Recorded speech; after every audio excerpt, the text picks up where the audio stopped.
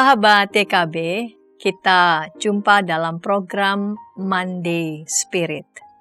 Bagi para sahabat yang ingin bertumbuh dalam spiritualitas, kami akan membacakan renungan yang ditulis oleh Pendeta Joas Adi Prasetya yang berjudul Labirin Kehidupan, bagian 3. Pada hari ini, saya Pendeta Santiani akan membacakan renungan yang berjudul Puisi Allah.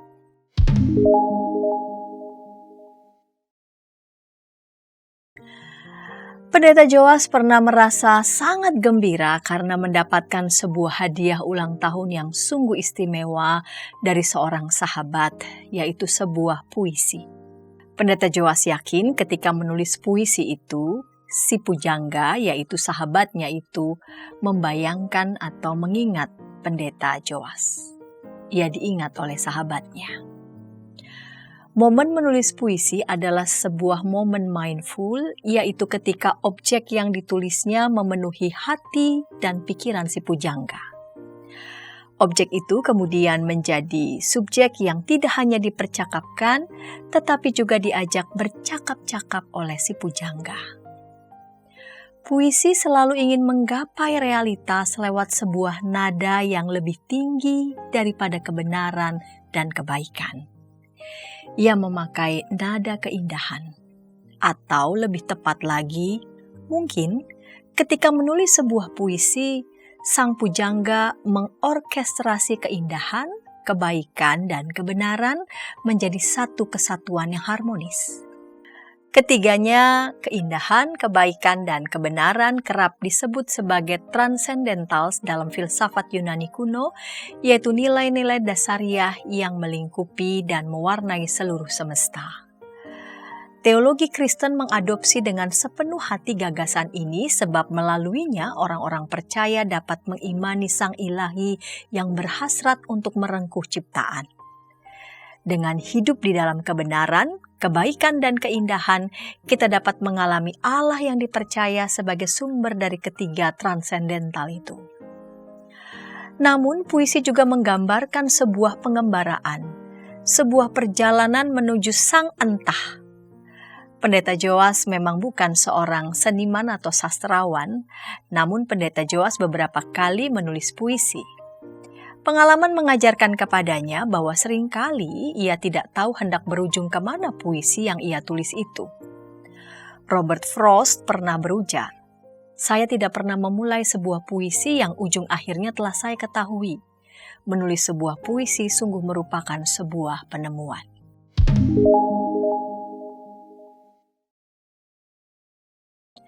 Pernahkah Anda memikirkan bahwa ketika menciptakan kita, Allah sesungguhnya tengah menulis sebuah puisi? Kitalah puisi-puisi Allah dan Allah lah sang pujangganya. Paulus pernah mengatakan itu di dalam Efesus 2 ayat 10.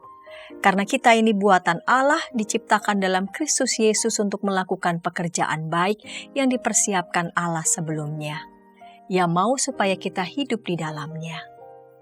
Kata buatan yang dipakai di sana adalah poema. Dari kata inilah lahir kata Inggris poem atau puisi. Jadi ayat itu bisa juga ditulis demikian. Kita ini puisi Allah. Indah sekali.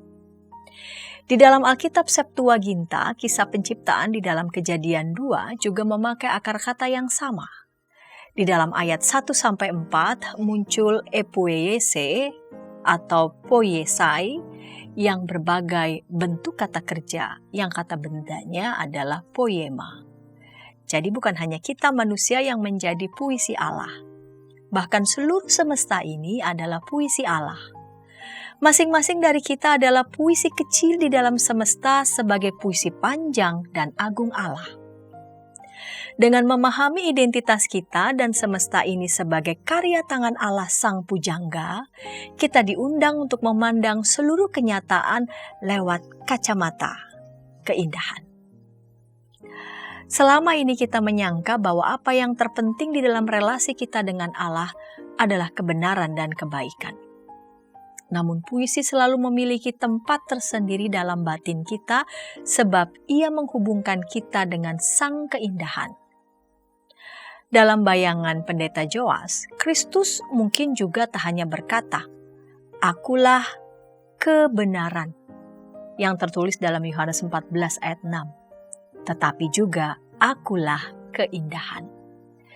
Di dalam iman Kristen, pengakuan bahwa Allah Maha Tahu menyiratkan bahwa masa lalu, masa kini, masa depan berada dalam pikiran dan kuasa kasih Allah.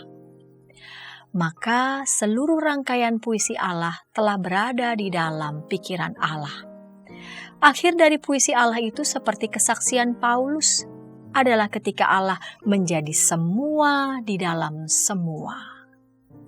Namun masing-masing orang diundang juga untuk menjadi bagian dari puisi Allah. Untuk mengeja puisi kita masing-masing. Dari perspektif manusia, puisi hidup kita belum selesai. Kita bukanlah Allah. Masa depan belum terbuka bagi kita. Seperti kata Robert Frost, inilah indahnya kehidupan, yaitu ketika kita tidak tahu ujung akhir puisi kita. Kita masih menulisnya bersama dengan Dia yang telah berada di masa depan. Disinilah terletak rahmat itu. Allah menemani kita menulis puisi hidup kita bersama Dia yang telah menulis seluruh puisi semesta. Di dalam Efesus 2 ayat 10, Paulus tidak hanya mengatakan bahwa kita adalah puisi Allah. Ia melanjutkan dengan menjelaskan bagaimana puisi tersebut terjadi, yaitu diciptakan dalam Kristus Yesus untuk melakukan pekerjaan baik. Dalam imajinasi pendeta Joas, Kristuslah alfabet yang melalui dan di dalamnya kata seluruh dirangkai. Kata penulis kitab Wahyu, Ia adalah Alfa dan Omega. Gambaran ini sangat indah. Alfa adalah huruf pertama dan Omega adalah huruf terakhir di dalam alfabet Yunani. Di antaranya terdapat 22 huruf lain yang tersedia. Beta, gamma, delta, epsilon, dan seterusnya.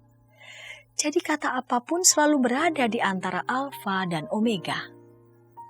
Ini semua tidak hanya mau mengatakan bahwa Kristus adalah sang awal dan sang akhir, tetapi juga bahwa apapun kata yang kita eja selalu dimulai dari Kristus, melalui Kristus, dan disempurnakan di dalam Kristus.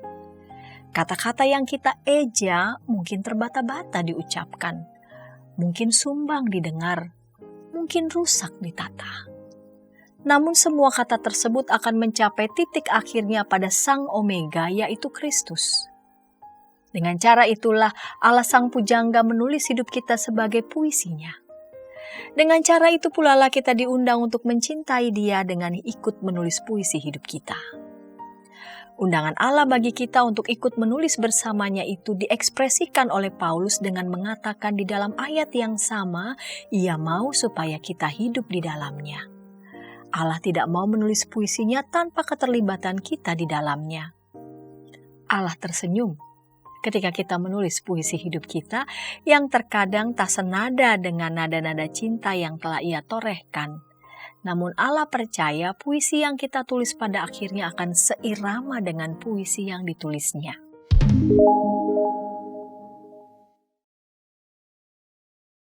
Undangan Allah bagi kita untuk ikut menulis puisi hidup itu tertuang dengan sangat indah di dalam bait ketiga sebuah kidung yang berjudul Agunglah Kasih Allahku dari NKB 17. Bait tersebut berbunyi demikian.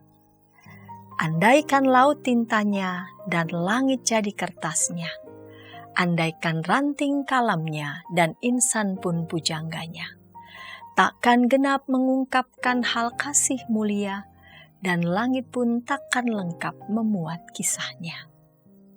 Tahukah Anda bahwa bait ketiga ini ditambahkan belakangan oleh penulisnya Frederick M. Lehman? Konon pada suatu hari ia bersama dengan putrinya Claudia Mays mengunjungi sebuah rumah sakit jiwa. Sebuah ruangan baru saja dikosongkan karena penghuninya meninggal. Pada dinding kamar itu ditemukan sebuah puisi yang ditulis oleh penghuni lamanya. Lehman menemukan kalimat itu yang kemudian menjadi bait ketiga lagu tersebut. Kalimat di dinding rumah sakit jiwa itu mengingatkan kita juga pada ayat terakhir dari Injil Yohanes. Masih banyak lagi hal-hal lain yang diperbuat oleh Yesus, tetapi jikalau semuanya itu dituliskan satu persatu, Kupikir dunia ini tidak dapat memuat semua kitab yang ditulis itu. Kita tidak dapat sepenuhnya memahami kisah hidup penghuni kamar itu, bagaimana ia berjuang dengan kesehatan mentalnya, bagaimana ia bergumul dengan Allahnya, dengan dirinya, dan dengan orang-orang yang dikasihinya. Namun kita memperoleh testimoni yang sangat indah yang lahir dari tangan orang tersebut. Demikian pula dengan Anda. Pendeta Joas menyadari ia tidak akan mampu sepenuhnya ikut mengalami apa yang Anda alami. Namun Pendeta Joas berharap dapat menemukan percikan testimoni kehidupan Anda yang mungkin kelam dan pahit lewat puisi hidup yang Anda tulis. Dan kiranya semua itu akhirnya diutuhkan oleh Kristus Sang Alfa dan Omega.